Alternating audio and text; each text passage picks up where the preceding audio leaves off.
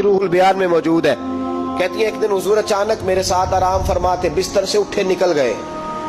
हमेशा नबी पाक अलैहिस्सलाम का तरीका मुबारका था, जब रात को तहज्जुद के लिए उठते तो कहते अबू बकर की बेटी हक तेरा है, वक़्त तेरा है, पर अगर तू इजाजत दे तो मैं अपने अल्लाह को राजी कर लूं। आज हुजूर ने पूछा ही नहीं, बिस्तर से उठे चले गए। कहती मैं उठी, मैंने दाएं बाएं देखा, महबूब नजर ना आए। हुजूर की तामत इस्तेमाल शुदा पड़ी थी, वो तामत मैंने उठा के ओढ़ ली और मैं निकल गई हुजूर को तलाश करने। कहती हैं जब मैं बाहर गई मस्जिद नबी शरीफ के साथ जन्नतुल बकी की जानिब, नबी पाक सजदे में थे।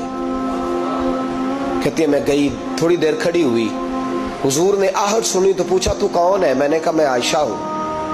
तो महबूब ने फरमाया ये आयशा कौन है? मैंने कहा या रसूलल्लाह मैं आपकी ज़ौजा। फरमाया ज़ौजा क्या होती है?